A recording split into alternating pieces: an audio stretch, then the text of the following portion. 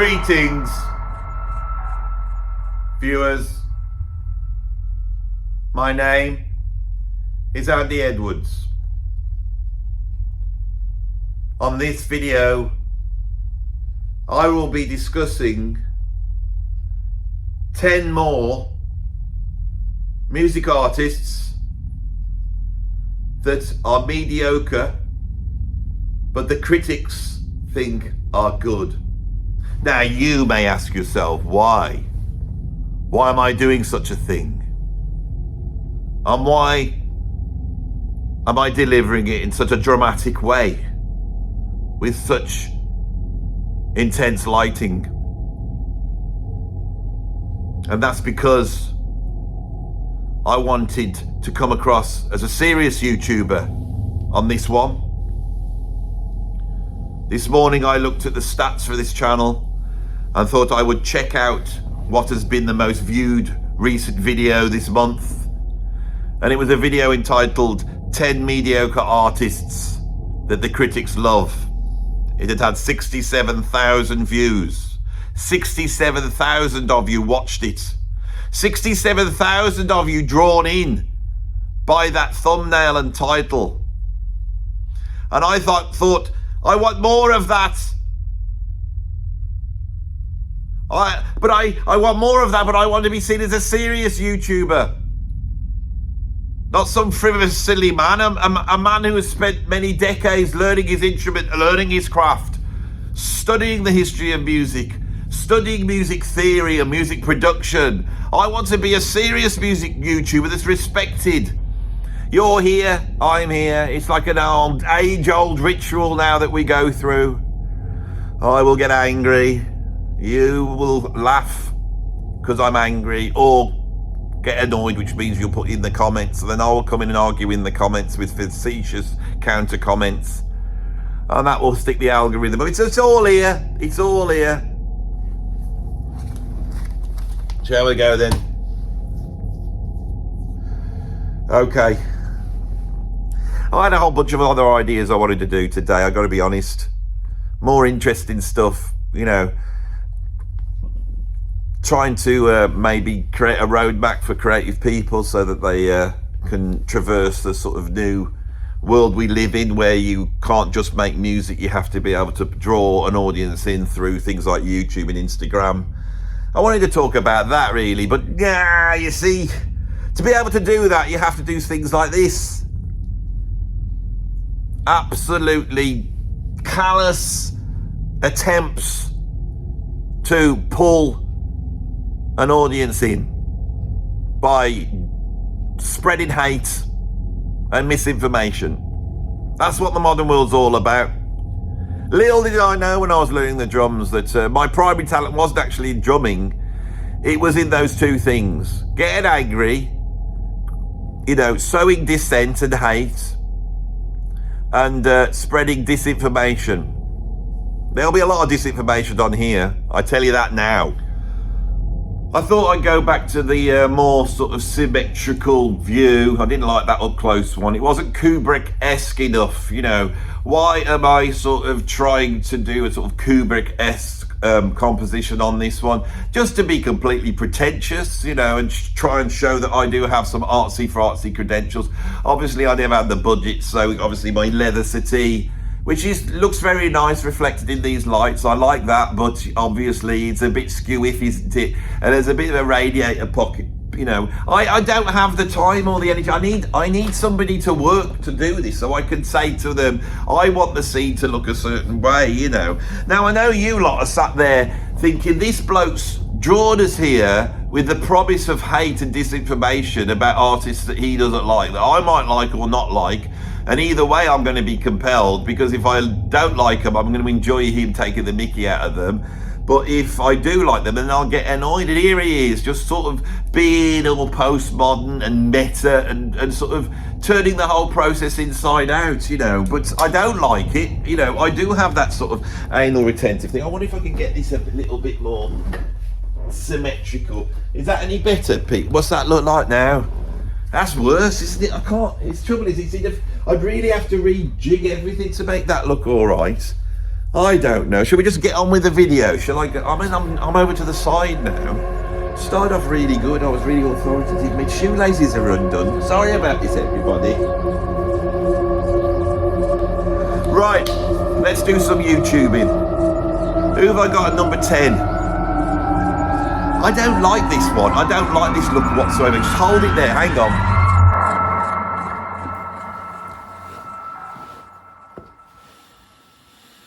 Is that a bit better? You see, this YouTubing malarkey, it's not about what you say, it's about getting the lights right, and you've got to have things looking moody, you know, dark background, you've got to look moody.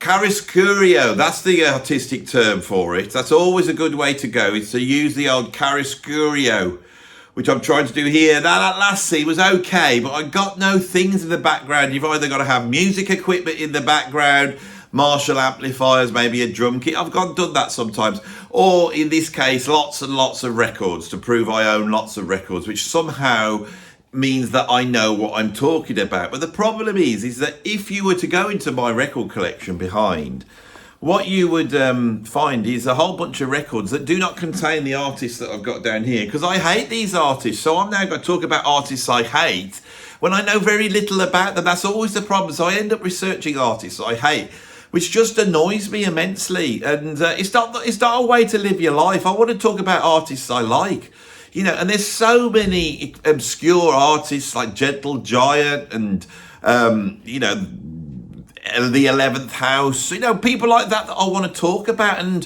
when you get into this game, you start to realise there's progressive rock artists. You know, I was looking at a Birmingham band that were around in the early 70s called The Possessed. We did an incredible album in 1971. I'd rather be talking about that because nobody would watch it, or maybe covering modern prog artists, you know, and helping them out a little bit. But no one would be interested, you know. I mean, last night, you know, I was exploring. I mean, like I can't even get my words out here. This is not going well, Andy. You might be lit well, but you've got to talk English, haven't you? Quatermass, you know, that album is it's an incredible one-hit wonder. Or what about Mogul Thrash? Or possibly the most obscure progressive artist from the early 70s, which was the British experimental ambient artist Aldous Quim. I mean, no one's heard of him because the critics didn't like it because it had the label prog. So Aldous Quim has gone into sort of obscurity over the years, you know. Also, it's the untimely end. He met in 1973. He's not been around to, well, he is sort of around, but not around in a physical way. Anyway, let's not get bogged down by bloody talk of Aldous Quim when I should be going through the 10 artists. That's what you're here to do, you know. So should we just crack on with this? I'm not really in the mood for it, to be honest. I've got to be honest. It seems callous. You know, all the things that you accuse me of, actually, if you say, oh, it's clickbait and it's callous, well, yeah, but the thing is that normally I can deliver that with heart, you know, as though I at least pretend I care about them. But on this one, I don't know whether I can. Should we just kick off? Anyway, let's see where we go with this. So at number 10, here's some more. The operative word being more. Here's some more artists that the critics love that are actually mediocre. So at number 10, I've got Nick Cave. Nick bloody Cave. He's almost like the poster boy for this, isn't he? He is like, he must have done some stuff with David Lynch. Didn't he do some stuff with David Lynch? Or was that somebody else? I imagine he would have, because he does that type of thing. It's like, you take a little bit of 1960s Phil Spector production, you know, but then you sing it in a doomy voice, which has somehow been, there is a voice that these critically lauded types have. It comes from Jim Morrison, and then it comes through Iggy Pop, Brian Ferry, David Sylvian. It's a voice which anybody with no talent can emulate. I can emulate. It's like this. The guy from Sisters of Mercy, he was the 80s version. Then you get Nick Cave come out, and it's like this sort of voice. One day in the middle of the night, I got up, I saw a terrible sight. I need my acoustic guitar, don't I? Where is that acoustic guitar to do that? Because you love that, don't you? You love it when I do bad. I'm not doing it for you. Can't even find see where it is. I'll just have to do it a cappella. And I just did. That bit's done. You can all have a little laugh. That sounded like Nick Cave, didn't it? You see Andy do that thing and he said one day in the middle of the night, and that was like, there was an oxymoron there at the beginning of that. It's clever the way he does that, Andy, isn't it? One day in the middle of the night, Nick Cave, right?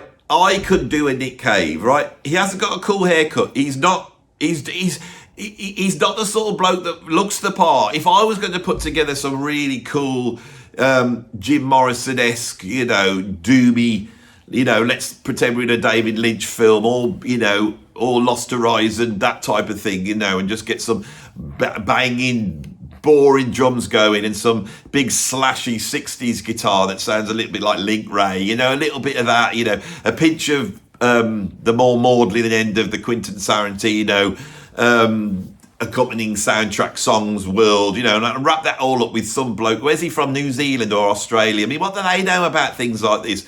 And there he comes out. I'm so dark and isn't he good?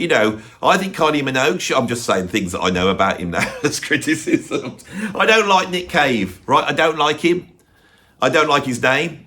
Right, I don't think anybody should be named after any sort of subterranean realm ever. Right, I don't think it's a good way to go. It's too obvious. You want to be exploring the sort of subconscious realms of humanity. So you decide to call yourself Cave. I mean, it's obviously not his real name, Cave. What does he call himself? Underground Realm. But then stick a stupid front name on instead of a front name Christian name they're called, Andy. Instead of Nick, it could be called like Jeff Underground Realm. That would be else. What else do you get down below under the ground? Well, you got caves, obviously. There isn't that many to choose from, is there? Really? This video is rubbish. You see, this is what happens when I don't try. So let's move on from Nick Cave. But they do love him, don't they? I am right. The critics all love him. All my trendy mates love Nick Cave. You just have to, I would listen to him and think, well, what's all that about? Don't like it. Right. It gets a bit more interesting. At number 9, I've got Jay-Z. Now, Jay-Z is a rapper, okay? And he's married to Beyonce, right? And he's a multi-millionaire. He's been a very good businessman, I suppose. He starts off as a rapper. So they start off as rappers, these rappers do, And rap's a massive thing. It was at one point the biggest music form on the planet. And they come out of rapping and they seem to get whisked off into this sort of elitist hell, don't they? That P. Diddy seemed to be the king of until they found out what he was up to. And now he's in prison, isn't he, for what he's been up to. But Jay-Z's had nothing to do with that, apparently. None of them have. They haven't been spending their vast wealth on freak-offs. No, what have they been doing? What they have been doing is pushing their family sort of business, which is Beyonce and him, and now the kids. Now, I wouldn't pick on Jay-Z, but there was a friend of mine who, or a friend of a friend of a friend. So this story, when I say I'm spreading misinformation, this is the misinformation bit. This could well be true. I think it's true. But I've got no way of verifying whether this is true or not. So a friend of mine went over to do some songwriting with Beyonce. That sounds like that's not true as soon as I say that bit. It wasn't a friend of mine. It was a friend of a friend. And they're in there writing songs with Beyonce, having a really nice time. And then Jay-Z walks in and he said, you do realise what the deal is? And he says, what's that? And he goes, well, on the songwriting, you'll get 5%. We get 95% of your song. That's basically the mafia. That's like a total. I mean, people go about how bad Spotify is and the music industry. It's not that. It's things like that make it bad, right? That is elitist power play at its worst. Now, at some point, Jay-Z's kid wants to be a musician. Have they got any talent? Well, has Jay-Z got any talent? He doesn't seem to be a particularly great rapper. He ain't Busta Rhymes, is he? He ain't Smiley Culture, is he? He's none of these. And but he's there, and the daughter's there, and then straight away she's up the Grammys, getting awards. The whole thing's right. It stinks. It stinks. And why does it stink? The reason why it stinks is because of political correctness. No one has been able to call out what the black community has been doing artistically for the last 30 years. After creating all the best music in the 20th century, which they pretty much did, even though I've pushed back against that concept, but they, I haven't been able to explain my full concept. I believe that, the American black artistic achievement in the 20th century is unparalleled. It is incredible. If you want to stand up and join the club of being part of a bloody, I'm black, so I'm going to take credit for bloody Louis Armstrong and Charlie Parker and Max Roach and all the incredible black artists, Ray Charles, Stevie Wonder, James Brown. I'm exactly the same. I'm proud of what they did. Why? Because they've got the same shade as I have, and I live in the same country as they do. We have a culture. We've got a culture. Smiley culture. He had a culture on Smiley culture. Look at what happened to him, poor bloke. Very suspicious circumstances. See, this video is weird. It is weird. I didn't expect it to be this weird. It's not funny, for a start. I'm not being funny today. I can't muster it up. I don't know why. Maybe I'll get funny later on. Maybe I just haven't found the doorway to funniness. I feel miffed, to be honest, today. Seriously miffed. Jay-Z represents everything I hate. Should we just move on from him? Because I was explaining the fact that no one's been able to go, rap, it's incredibly misogynistic, isn't it? And all they do is boast about how rich they are.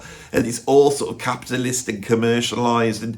And they jump around and act like, they're criminals and gangsters. But in reality, they're all multimillionaires. But they seem to, it seems to glorify that. And young people are sort of, it's not a good influence on young men, is it really, to be, listen to all this rap, and it spreads out there. And now in England, you got a whole bunch of white kids walking around thinking that they live in the hood. I see, the graffiti in my town, it's a little market town, and it's up there, and they are tagging themselves as though they're part of some gang because they've been listening to loads of hip-hop. And it's rubbish. It's a bad influence. It's made the world worse. Hip-hop has made the world worse. And the reason is because you can't criticise it. You can't criticise it at the boasty, misogynistic, crime-glorifying music form that it is.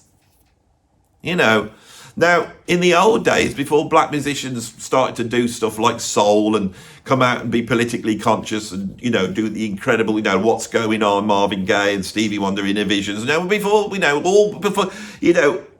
did all that, the white man got them to do the old minstrel shows. And if they didn't do it, then the white man would pretend to be black and they'd jump around pretending to be some idea of what they thought black people were. And the black people go, well, if you can't beat them, join them. And they joined in and they started doing it. And exactly the same thing happened in the 1960s. As soon as Mick Jagger started coming up and doing all that, that's what it was. The minstrel show never really went away, did it? No. And now that's what we have. That's what modern hip hop is. It's the minstrel show, isn't it? It made black people millionaires back in the end of the 19th century, and now it's doing... This is not funny. This is what... See, the thing is, I know what the problem is here. I wanted to do some serious stuff. I don't want to be maligned as some sort of comedy YouTuber. What, have you seen Andy Edwards? Yeah, he's like a comedy YouTuber. I've got serious things to say. It's my own fault. I've created it. I admit that. I've got two people at number 8. I put them both together, Tupac and Biggie. I went through the Rolling Stones list of the greatest albums of all time, and in the top bloody 50, top 40, you've got albums by Biggie Smalls and you've got albums by Tupac Shakur. Now, my daughter's got into hip-hop. I'm a hip-hop fan. I was a fan of hip-hop. I'm not one of you like proggy types who just can't stand it, just on principle. I love it. I think there's some incredible stuff. And there were some great rappers around in the early 90s, and you had this sort of jazz thing coming in, and, groups like Arrested Development, and they brought in this sort of hippie-fied thing. There was some really incredible stuff going on. Right, but there was also this gangster rap thing that came out of people like Ice-T and NWA, there was that going on, and that was like going Oh, these are like postcards from the ghetto. This is real. This is what's going on. And, that's all well and good. But the trouble is, it sold records, and the record companies go, is there any more gangsters? Is there any more, any more of this gangster rap that we can put out? Because the middle class kids love it. They can pretend that they're dangerous. And the whole thing went down the pan, and you weren't allowed to criticise it, like I said. And they're all involved in it. So they're all trying to kill each other and shoot each other. And, you've got Puff Daddy, you've got Tupac, you've got Biggie. Puff Daddy's not interested in killing people so much, although he might have killed some people. He might have been involved in all this, but he seems more interested in using up gallons of bloody baby oil, doesn't he? So the whole thing's corrupt, absolutely corrupt.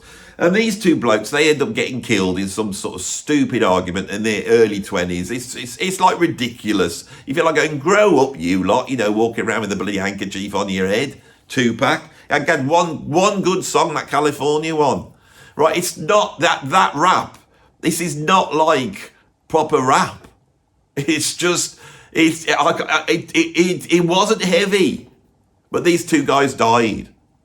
And in dying, the music industry tried to turn him into some sort of new Bob Marley, that you're going to now, if you go down to a market in England somewhere, in amongst all the cheap socks and vapes, you will also find, T-shirts with wolves on, and pencil drawings of Kurt Cobain, Bob Marley, and Tupac. Not so much Biggie, because I think, any artist that's utilising their pencil skills to draw someone commercially, drawing Biggie Smalls just uses up too much lead, doesn't it? Basically. But Tupac's all right. They've become, they weren't very good. They were just rappers, right? They just happened to get killed. That's all it is. And so now the critics being so stupid and so wanted a virtue signal are putting their albums into the greatest albums ever made list. This is absolutely textbook what I'm going on about here. Absolutely ridiculous. Tupac and Biggie. And then Puff Daddy, the only reason we know about it, us white people in sort of non-hip-hop land, the only reason we knew about it is because P. Diddy or Puff Daddy got famous by doing a song about, was it Biggie Smalls? And he was all upset by it, and he got his Biggie Smalls wife, and they did a tune where they got Every Breath You Take, which is a song about being stalked, which I'm assuming whoever shot Biggie Smalls must have been stalking him before he shot him to be able to shoot him. But they take a song about stalking and then don't seem to understand the irony that's inherent in that song, and then have a huge number one hit treating it what shallow people think it is, which is a nice song about loving someone and how you'll be watching every breath they take, which is really quite sinister. But that was taken away because this music has no subtlety whatsoever, right? It is all just about going for the lowest common denominator. Now, I'm not saying rap does, I'm not saying Public Enemy or bloody LL Cool J or Eminem or, Busta Rhymes or any of these guys are. There's a great artistic worth in these. And I'm not even saying that Tupac and Biggie were the worst thing in the world. They weren't, right? They were just okay. And they've been elevated up because the critics know nothing. This is on the critics. Right, what have I got at number 7? I don't know if I've done this one before, but I'm going to really have a good go on this one. Phil Spector. This bloke is rubbish. What has he done that's good? Phil Spector. Can you tell me what he's done that's good? Right? He's this great producer, so supposedly. He's not, though. All he does is get lots of things together, instruments, stick them in a big echoey room and record them badly. The things that engineers do and producers, which is getting rid of echo and bigness, anyone can do that. You just put the thing in the room and it's jaggedy. Like, if anyone's tried to record a band live, their friend's band, you turn up to some echoey hall where they're playing and you put a few mics up and go, this sounds terrible. But nobody says, yeah, well, it does sound terrible. It sounds like Phil Spector. So he comes out and he makes a Christmas album. Now, why is it that his claim to fame is a Christmas album? No one else gets any critical sort of, plauditory by doing a Christmas album. It's a Chucky Khan. It's a tacky, cheesy Christmas album. People put it up in their like greatest albums. This is the greatest Christmas album ever made. No, it's not. It's not.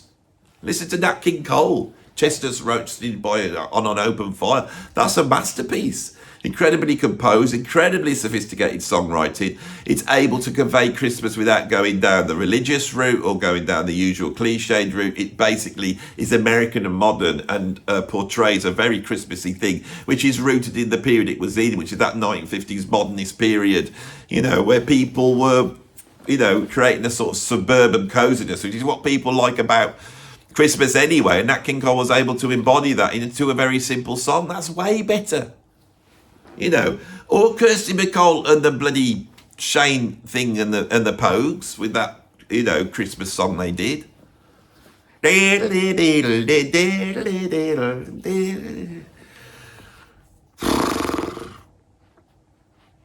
So then what's he do? Then he hooks up with Ike Turner, right? The wife beater of Tina Turner, the beaten wife, you know, the famous wife beating team. And he starts to produce their songs. Now, River Deep Mountain High is bloody amazing. But why is it amazing? Because of Phil Spector? No, because of Tina Turner and Ike Turner. Now, Ike Turner's really good, but no one's going to put him on a list anywhere. Ike Turner basically invented it all. He's there with Ray Charles. He's like one of the most important musicians of the 20th century. Is he in the list? No, because he's a wife beater. But Phil Spector's not a wife beater. He's a murderer.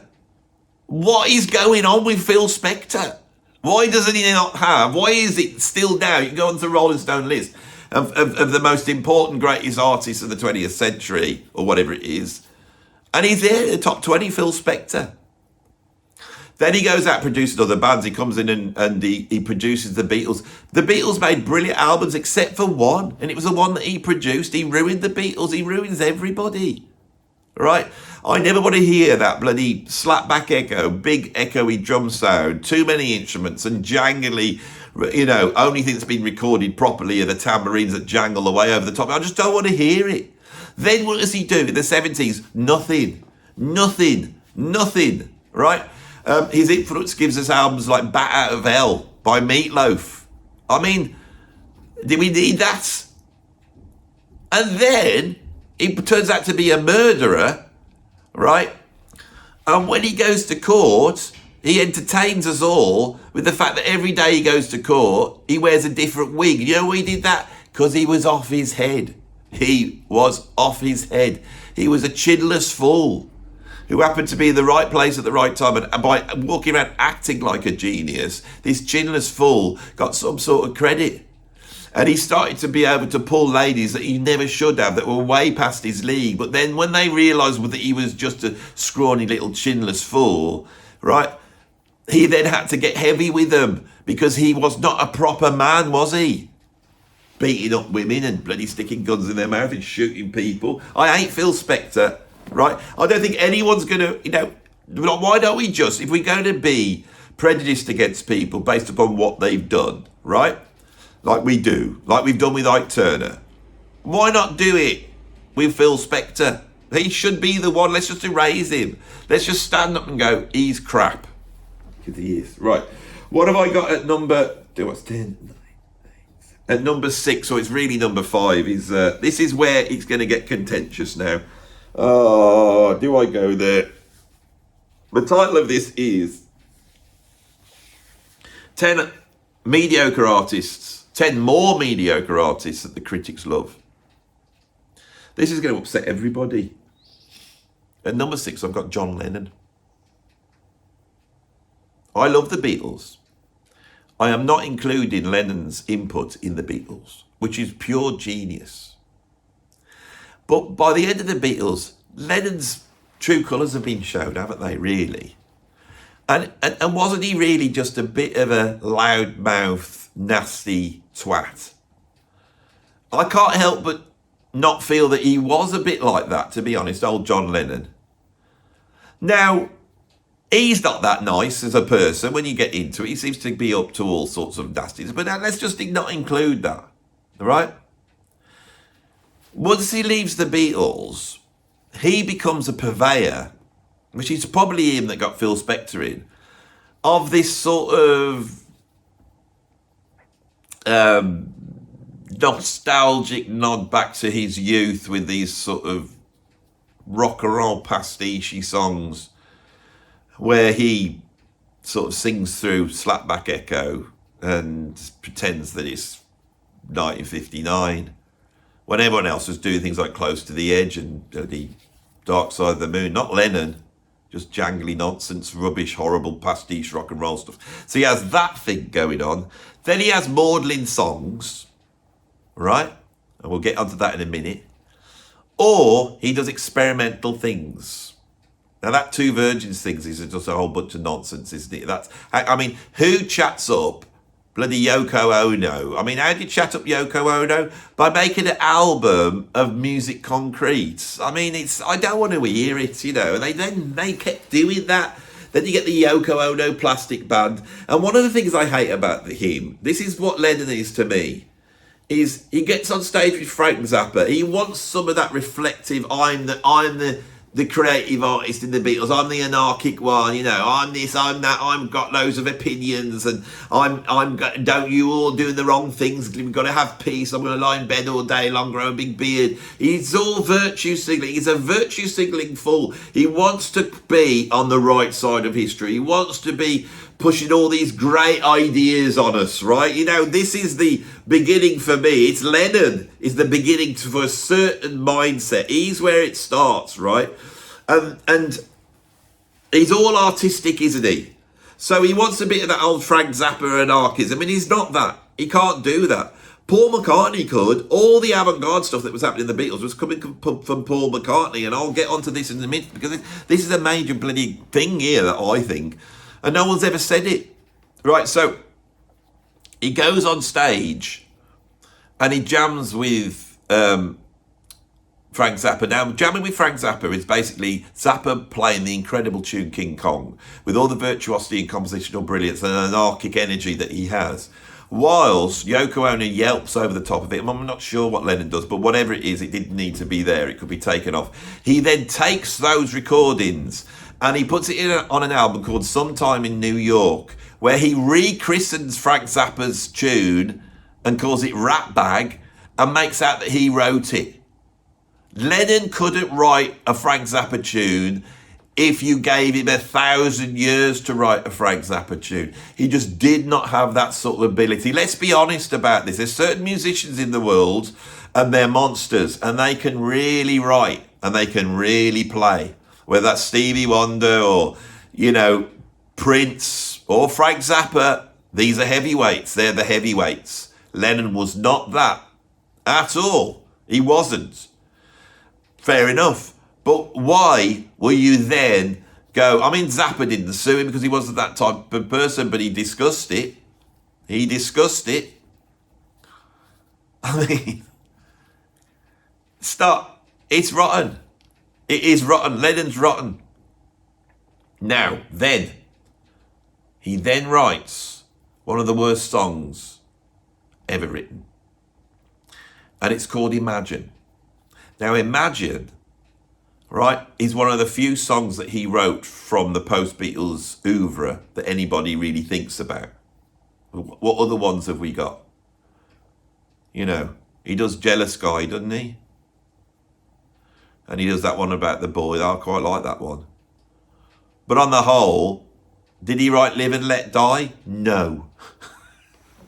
And Live and Let Die is better than anything the Beatles ever did. Of all the Beatles people, Ringo, George Harrison, all of them, you put them all together and you get it. What's the peak of what they did? It's Live and Let Die. Go and listen to it. It's unbelievable. Anything that you say the Beatles did is better done on Live and Let Die. It's incredible. Live and Let Die is incredible. Why? Because Paul McCartney knew what he was bloody doing. Paul McCartney came out with tune after tune, and all the ones that people don't like that he did, all the things that they criticise him for. You know, like that coming up like a flat. You know, that tune, everyone hates that one. I love it. I think it's brilliant. Paul McCartney's the real deal. Paul McCartney kept that bloody band together. Ringo was just sat there waiting for track to be given to drum on. George Harrison was just all moody, and he could only write sort of what, I mean, he was good, you know, but he wrote some Same type of maudlin song, and he didn't really do anything after that. All Things Must Pass, you know, that's really good. Now, I'm not saying Lennon's bad, right? But it's Paul McCartney was the driving force of that, especially towards the end of it. And imagine there's no heaven. It's easy if you try. No hell below us, above us only sky. Imagine all the people living life as one. Ooh. You may say that I'm a dreamer, but I'm not the only one. One day, we'll do something and we'll live in all the world as one, right? Now that stupid, naive song, he's right, I do think he's a dreamer. It's just stupid, right? It's a maudlin, boring song, but for some reason people love it. It's almost like an example of good songwriting. I don't think it's an example of good songwriting whatsoever. I just don't think it is. But the fact is that what is contained in that is the ideology that has been taken on by the sort of educated middle class types, and they think that is what defies niceness. If only we could do what John Lennon said to do on Imagine. If only we could live like that with no borders, everyone holding hands and walking around in a circle, all loving each other like a Coca-Cola advert from the early 70s. Why can't we all just live as one? You know, why do we have to have war? Why do we have to all these? You feel like going, yeah, I know. But the thing is, clever people throughout history, they have tried to sort this out. It's easier said than done. And it's all right to be some bearded millionaire hippie writing a song and go, wouldn't it be nice? Yeah, it'd be nice if I bloody looked like Johnny Depp, you know, and I had a big cock. I didn't mean to say that, but it's, you know, it's like bloody John Lennon. Of course, and it's a terrible thing. He then gets shot in 1980, doesn't he? I can remember that. I was 12 years old. And that's safeguarded his reputation, hasn't it? Really. Emperor's New Clothes. That's the trouble with rock and roll. Emperor's New Clothes. It's not about ability. It's not about creativity. It's not about musical brilliance. It's sometimes about the lyrics. It's more about the stance. It's how you hold yourself, how you act.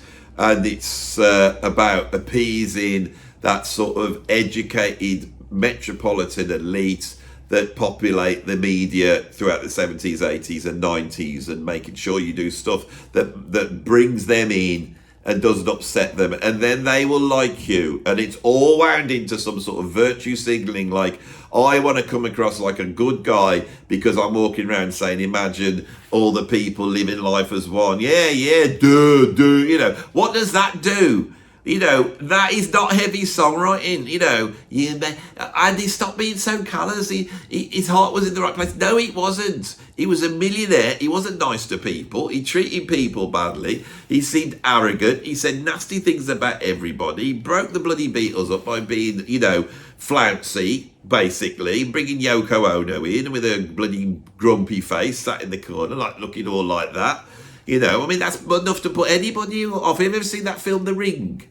You know, bloody terrifying when that woman comes out the TV, right? But that's what it must have been like for the Beatles, making the bloody, you know, making Get Back and all that. So, you know, trying to be rock and rollers, make a good album. And you got the bloody Ring sat in the corner. You think, when's she going to still come up and start crawling towards me and scare the living daylights out of me? Bloody Yoko Ono, she's still going now. She'll never die. How old's she now? I'll tell you how old she is. She's 92. She's 92. She won't die. Why? Because she's an evil spirit. An evil spirit on the world. Everyone knows it. Right? All the Beatle fans, they didn't like her. I mean, Lennon was probably all right before she came along. I'm blaming her for everything. I'm doing all the stuff that you're not supposed to do. It's all cathartic, this is. Don't take... I mean, that last bit, you have to be honest. I haven't been that funny on this video, but the last bit about comparing her to The Ring and saying that must have been what it was like doing those albums, you know, where she was sat in the corner. you know, like that. You know, that was a bit funny, wasn't it? But anyway, this video's going on a bit, isn't it? And it's like, here we are. I've got to keep going. I've got to go to number 4 now. Oh, I've got to go to number 4. I don't want to. Have I done enough? I've done 6. Is that enough? I'd rather go back to reading about all these interesting prog artists from the 70s nobody's ever heard of. I want to find more about Aldous Quim. Because it's a far more interesting story with Aldous Quim. Because Aldous Quim, he emerged in the early 70s, made 3 albums, which was sort of explored a sort of ambient, electronica. He was a bit like a British Tangerine Dream, but with English mystical poetry over the top. And he made 3 albums, and then he decided to do a 5-hour concert where he would basically just create these drones, cosmic drones that he believed could elevate a person to the astral plane. And within the concerts, he was about 4.5 hours in, and suddenly as people were watching it, and he was there in some sort of trance-like state, Aldous was, and he basically just faded away. And they couldn't find him. People thought maybe he'd had a heart attack, and then the light show had obscured the death. You know, people were out of it who were there. They didn't really know what was going on. But when they tried to find his body, they couldn't find it. He just basically disappeared into the ether. Now, you would have thought this would have been, you know, big news, because the music critics, they were getting into things like Patti Smith at the time. So they just they ignored poor old Aldous. And so he's been obscured by the mist of time. But I believe that Aldous is now exists on the astral plane and is the keeper of prog and jazz rock fusion and experimental music. He is like he's like a spiritual, you know, like Madame Blavatsky with the Grand Masters, you know, or you could say he's almost like an astral patron saint of proper good prog, proper good experimental weirdo music, sort of stuff we like here. And recently, I have been praying to Aldous Quim, because I believe he's out there, and saying, guide me to do good for the music. And since I've been doing that, this YouTube has basically gone from strength to strength, you know. But he hasn't manifested himself yet. I'm going to try it now, you know, in the hope that he will manifest. So here we go. Dear Aldous, I'm sorry about that, Mister. Dear Mr. Aldous Quim, I know you're out there watching over us proper music fans, us that don't get, you know, pulled in with the stupid likes of R.E.M. and bloody Nick Cave, that know what proper music is. I know you're out there safeguarding it for future generations. And I have done your bidding, a little bit like Renfield to Dracula. I am Renfield to your Dracula. The viewers don't know this, but that's what I am. And you have guided this channel to be far more successful than it really should be when you look at the quality of what I'm doing here, which is not like up there. I mean, I'm trying with my lights anyway. You know all this, Mr. Quim. Is there any chance you could manifest and send a message to the world? You know, or I could do it with some sort of digital effects. So here we go. Can you please manifest? So please, Quim, manifest. Quim, manifest. I want Quim. I want Quim. This is the chant that I came up with. I don't know if it'll work, but if you could all do it at home. Quim, manifest. Quim, manifest. I want Quim. I want Quim. Quim, manifest. Quim, manifest. I want Quim. I want Quim. Quim, manifest. Quim, manifest. I want Quim. I want Quim. Quim, manifest. Quim. Are you saying it at home? Just give me, I need more people. Quim, manifest. Quim, manifest. I want Quim. I want Quim. Quim, manifest. It never bloody works, you know. I bet you're expecting some sort of a digital... You were expecting some sort of digital effect there to... There's someone at the bloody door. Did you hear the door knock then? There's someone at the door. What is at the door this time? Nobody comes here in the studio. There it is again. Shall I go and answer the door and see who's there? Is that a good idea? Come on, let's go and answer the door.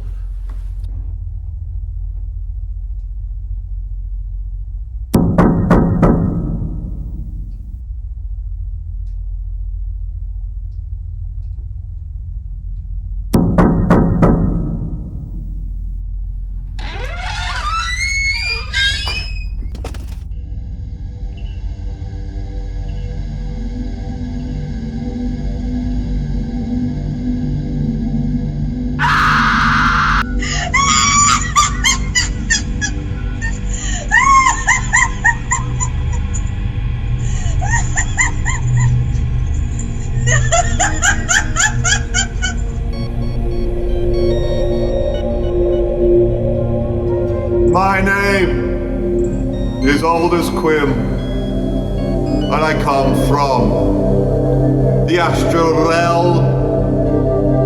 I have been a keeper of the prog for 50 years, since I transported myself from your shallow material realm to this realm in which I reside now.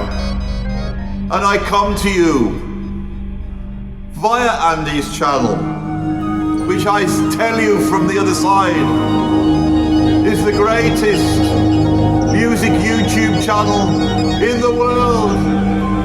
Here he champions good music, but you, the viewers, have pulled him into the awful quagmire of having to do these videos where he goes on about inferior musicians, and he has to explain why he hates them, rather than exploring the things he loves.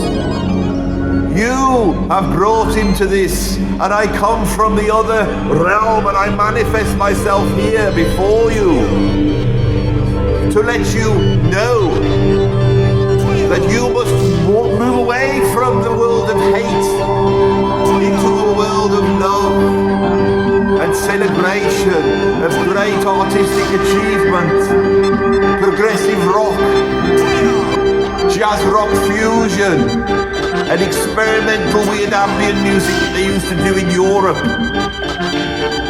I am here with a song from the nether realms in the style that I purveyed in the early 70s, which never really got off the ground, and then the record company dropped me, and I had no choice but to transport myself into the astral realm. I am here to sing you a song of hope, not like that thing that John Lennon did. No, nothing like that. I'm going to tell you how it is, accompanied by my incredible ambient music that you could hear below. I must prepare myself to receive the song of truth and beauty.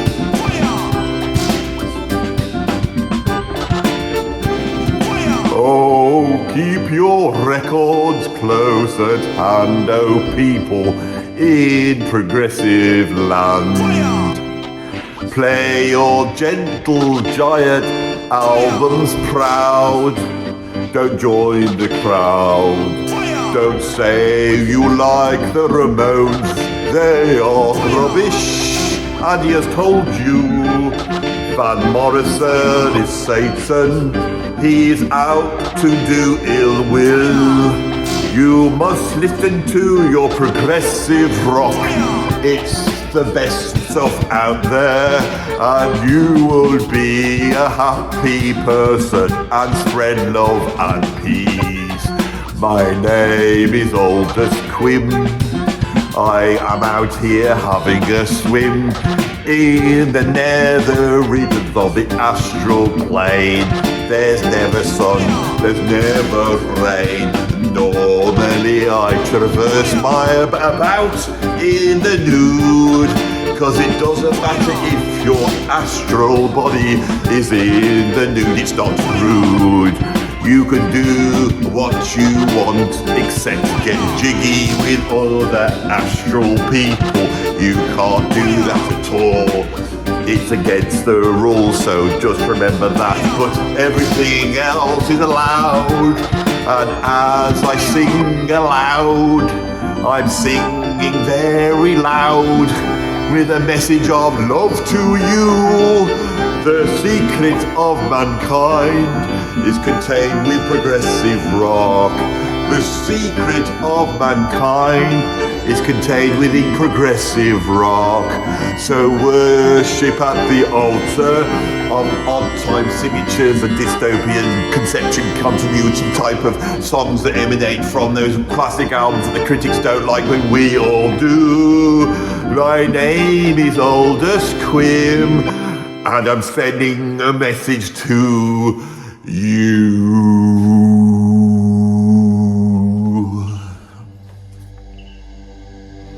I bid you, people of the material world, I bid you adieu.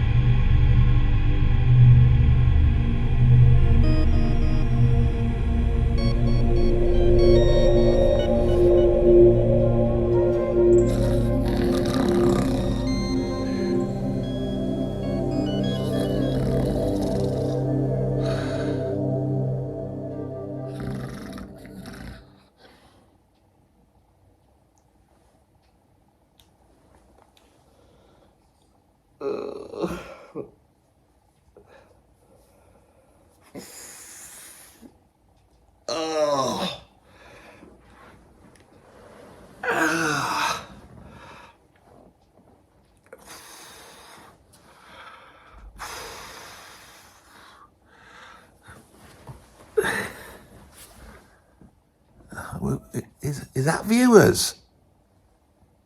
Viewers?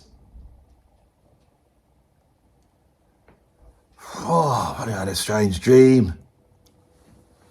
I dreamt I met Aldous Quim. Bloody hell. I knew I shouldn't have mentioned his name earlier on in the video. He's like Beetlejuice if we mention his name too many times.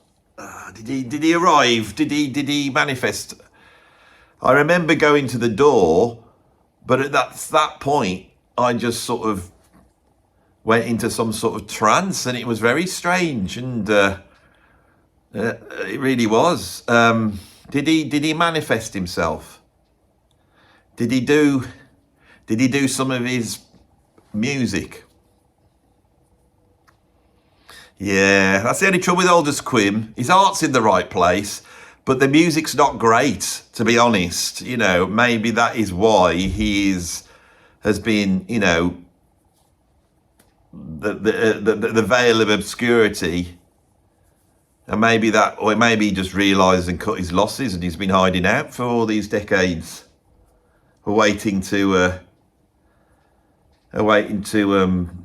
manifest himself. I don't know. We're all too old to be manifested ourselves, aren't we? I wouldn't be able to do that. I don't know where he could. He's older than me. When he was in his 40s in 1973. So how old's that make him? That makes him 90, doesn't it? 90 something. What did he look like? I didn't see him. All I remember is I went up to the front door, and before I knew it, it was like I was here. You know, so I mean, put in the comments what happened, because I'd love to know. I bet it was a bit weird. Anyway, that's the end of the video. I'm sorry I only got through 6. I feel like I brought you here under false pretenses, really. Oh, I never do something like that to you. Don't worry, I'll come up with another 4 or 5 at some other point. You know, when the views start lagging, you know, and I've been doing proper YouTube and that nobody wants to watch, I'll come back to this one. But I hope you appreciated this. You know, it's different, wasn't it? That was definitely different, wasn't it? There's a lot going on in that one. All right then, people. Bye-bye. See you soon.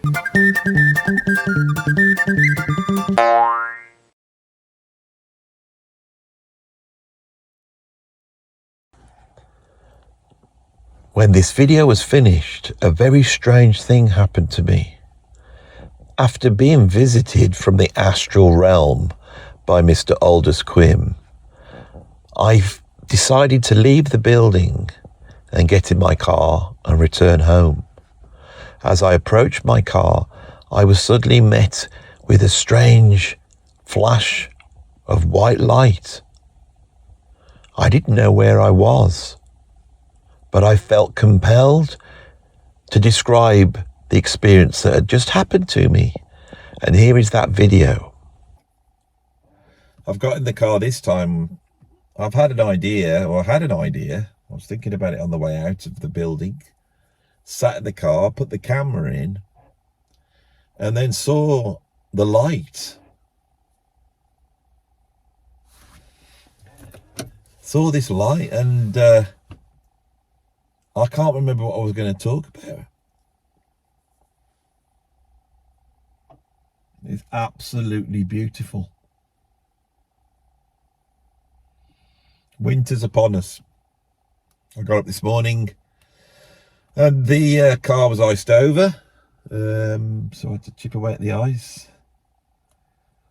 The clouds, no clouds in the sky, completely clear.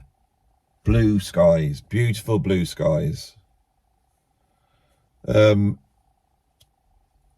because it was below freezing, and I haven't experienced that for a while, so we've been residing in this sort of clammy, you know, between 0 and 10 degrees centigrade sort of world. Then it goes below freezing, and you know that the moisture in the air is now it's gone. It's been frozen. It's fallen down as a thin layer of ice crystals on my car, and that seems to crisp up the atmosphere. Everything's bright and clean. The sky's blue, and the sun this morning was a beautifully silvery gold, but now it's just a penetrating white light with hardly any yellow in it whatsoever. And as I sit here behind the glass, the warmth is quite astonishing. I always find that astonishing, you know, that the sun's up there, and about 15 minutes ago the light left the sun, and it travelled across this relatively short distance of space and landed on the earth. And the fact that that happened is like, it's like life falling upon us.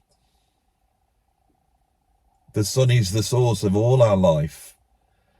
The sun is the source of the sun fills up existence like a switch being switched on. Death is frightening because fundamentally it's the absence of the sun.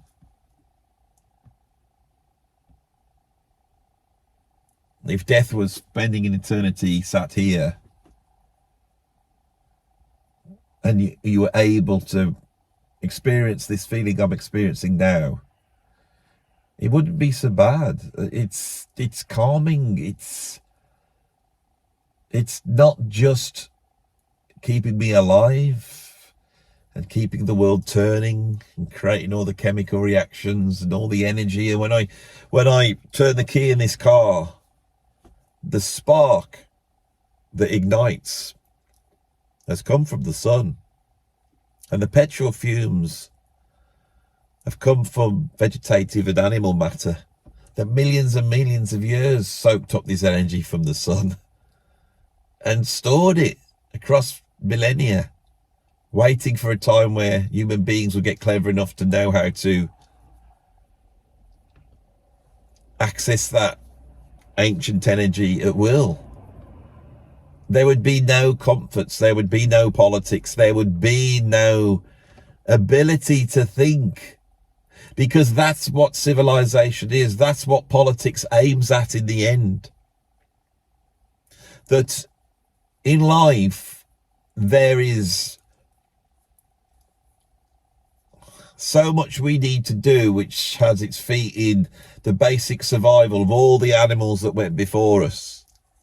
All our family of just, you know, ascendants or descendants. There would be ascendants, wouldn't it? All that went before, my parents, their grandparents, my great-great-grandparents, my great-great-great-grandparents, and we start to go back into time. All these sexual congresses that went on over millions of years back through time, and each time we step back, it doubles. I don't think it even doubles. It squares. So there's me. And then there's my 2 parents, there's my 4 grandparents, there's my 16 great-grandparents, there's my 32 great-great-grandparents. Once we get back to great-great-grandparents, we're into the last century, and there's 32 of them, all having to have successful sexual congress and bring a child to birth and adulthood so that they can do the same thing. It's bizarre. Then it's 64. Then it's 128. Now we're back into the 17th century. There's 128 of my ancestors. It's not too far that we go back that we then get to the totality of the population of the whole of the earth. Here we are arguing about this, arguing about immigration and all this type of stuff, and we forget the fact that we are all one family. One huge family, and we're all connected to each other. Yes, this is going to be a touchy-feely video. They're rare off me, but this is my touchy-feelingness, if you know what I mean. This is my wokeness, is the awareness of this. I'm awake to this, awake to these ideas. But of course, if we keep going back, all the time this sun's shining down, and it's propelling everything that I'm describing forward. In every single way, in every aspect. Every aspect.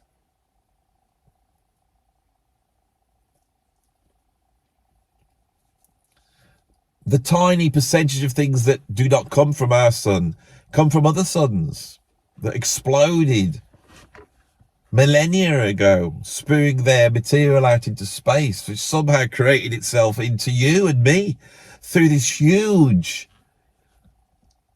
unlikely descendancy, which includes the complete population of the earth.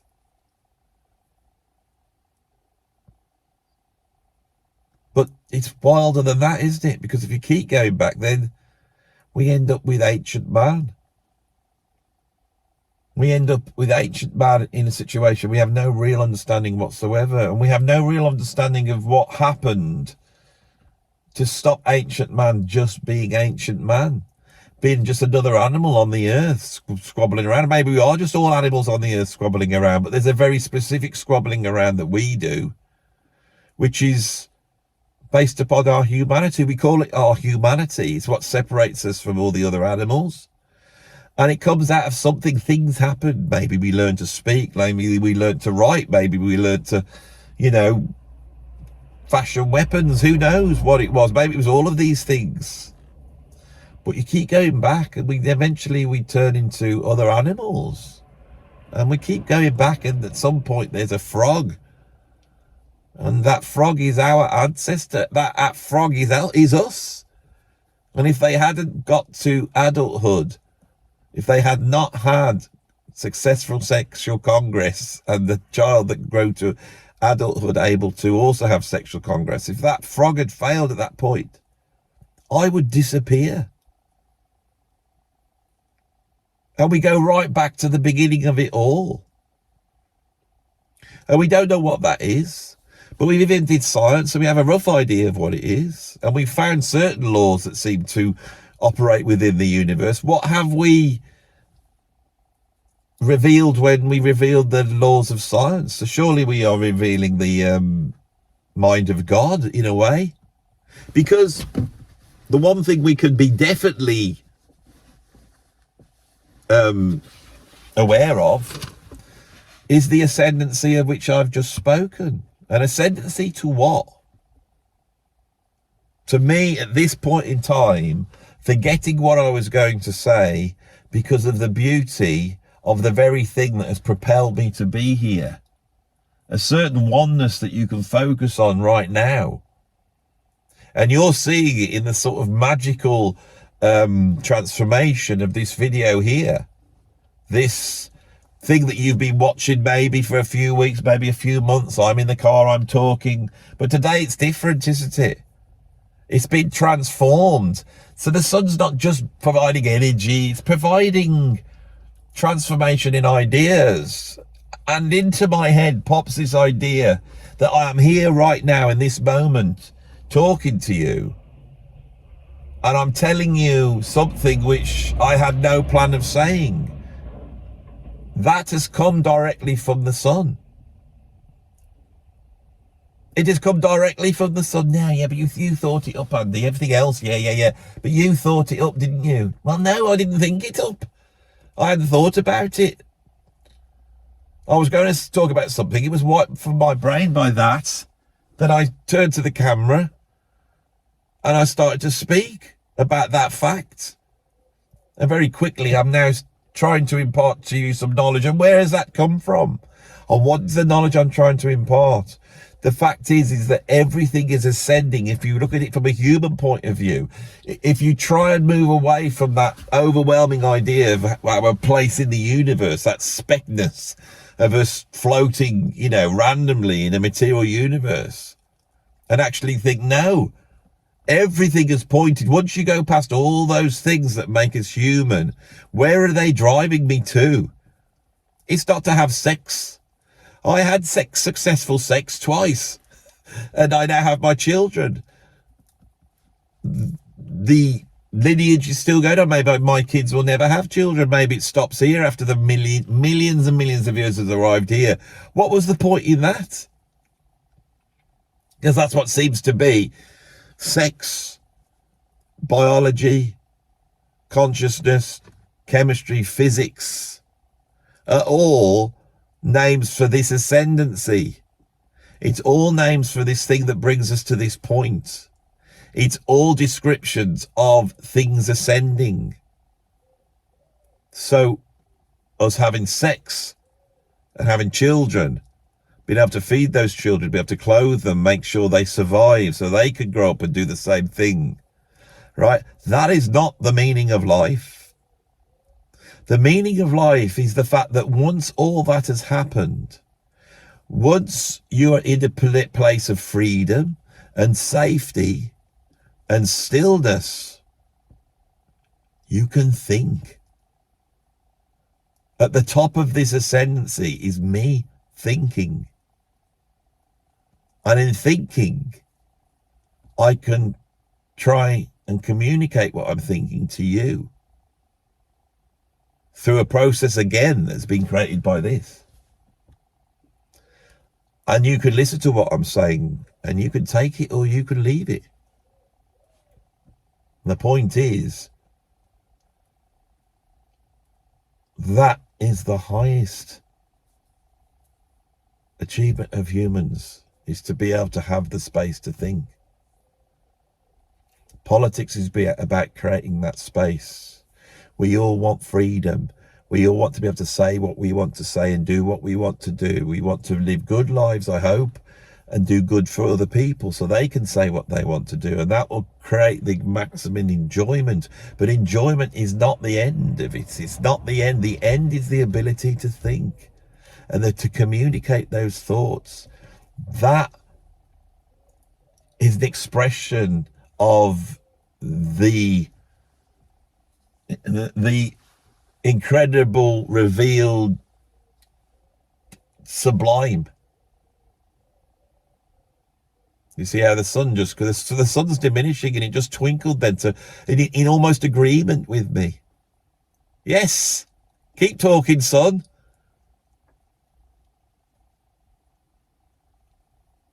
Why is that happening? Because the huge things are moving in the universe around us.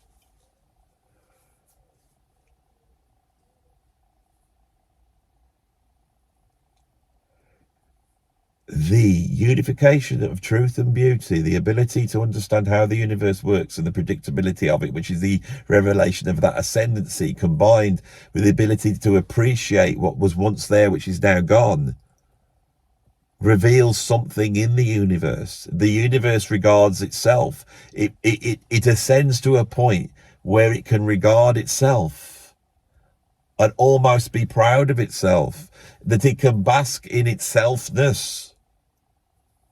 And if that's what God is, right, I don't know what else can be God. And so in this video, I didn't realize it, but maybe I've just added to that small amount of evidence that God exists and is at work in the universe and listens to what we say. Or maybe it was just randomness. But my thoughts weren't random.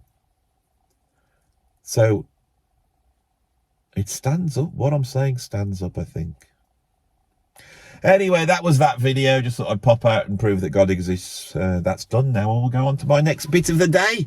Keeping alive, keeping food in the mouth, and hoping that I can make sure my kids are safe and family's safe, so they can go on and they can have kids, and we can all keep, finding that little still space where we can think, and maybe think something that's worth thinking.